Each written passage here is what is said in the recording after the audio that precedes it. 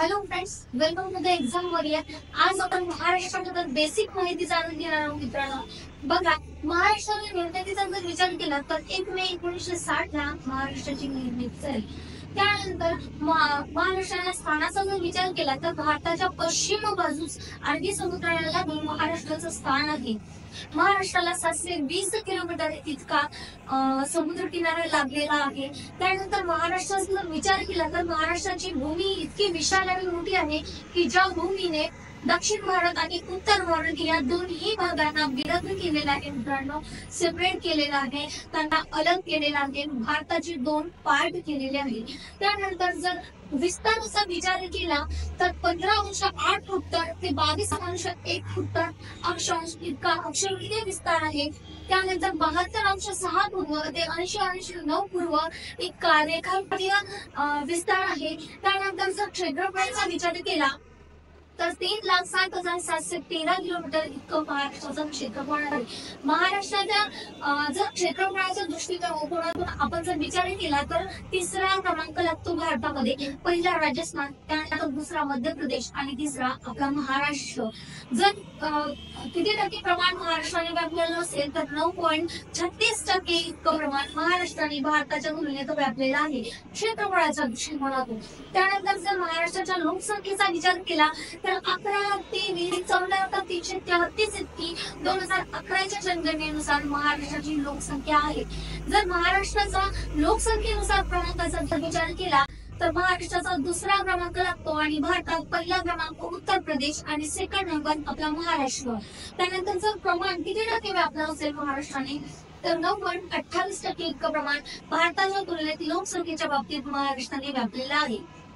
त्यानंतर महाराष्ट्राला जर कोणत्या जिल्ह्याच्या सीमा किंवा राज्याच्या सीमा लागलेल्या असेल, सॉरी जिल्ह्याच्या मित्रांनो राज्याच्या सीमा जर लागलेल्या असेल तर उत्तरेकडल्या भागाचा जेव्हा आपण विचार करतो तेव्हा महाराष्ट्राच्या उत्तरेला मध्य प्रदेश, एकंदरीत महाराष्ट्राच्या 8 जिल्ह्यांची सीमा लागलेली आहे. आणि अति उत्तरेकडल्या जिल्ह्याचा जर विचार केला तर नंदुरबार हा जिल्हा जो महाराष्ट्रात 100% आदिवासी जिल्हा म्हणून ओळखला जातो. त्यानंतर जेव्हा आपण पूर्व भागाकडे येतो महाराष्ट्राच्या तेव्हा छत्तीसगड हे स्टेट महाराष्ट्राला लागून आहे आणि महाराष्ट्रातील 2 जिल्ह्यांची सीमा गडचिरोली, गोंदिया या जिल्ह्यांची सीमा छत्तीसगड राज्याला लागून आहे.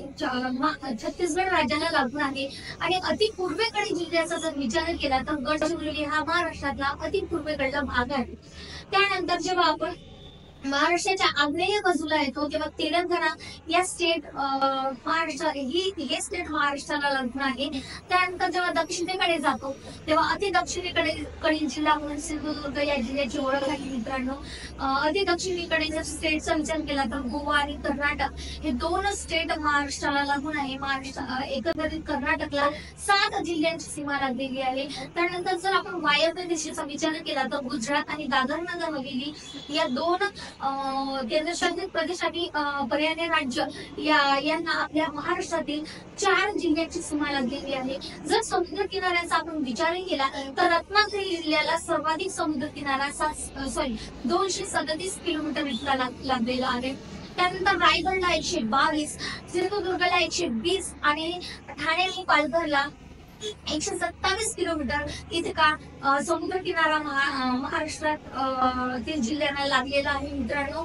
त्यानंतर जर आपण पूर्व पश्चिम महाराष्ट्राच्या पूर्व पश्चिम विस्ताराचा विचार केला तर 800 किलोमीटर इतका विस्तार आहे. त्यानंतर दक्षिण उत्तर विस्ताराचा जर विचार केला तर 720 किलोमीटर इतका दक्षिण उत्तर विस्तार महाराष्ट्राचा आहे. तसंच महाराष्ट्राच्या जर प्रशासकीय विभागाचा आपण विचार केला तर एकंदरीत 6 प्रशासकीय सध्या स्थितीत महाराष्ट्रामध्ये निर्मित आहेत मित्रांनो. परंतु 1980च्या पूर्वीचा जर विचार केला तर महाराष्ट्रामध्ये 40 प्रशासकीय विभाग होते आणि 26 जिल्हे होते. परंतु सध्या स्थितीत जर आपण महाराष्ट्राचा विचार केला तर 6 प्रशासकीय विभाग आणि 36 इथे जिल्हे आहेत. तर 36 जिल्ह्यांची निर्मिती कशा प्रकारे झाली आणि प्रशासकीय आणखी 2 कोणते निर्माण करण्यात आले महाराष्ट्रामध्ये या टॉपिक बद्दल जाणून घेण्यासाठी एक्झाम वॉरियर या चॅनलला लाईक करा, कमेंट करा, शेअर करा, सबस्क्राईब करायला विसरू नका मित्रांनो. धन्यवाद.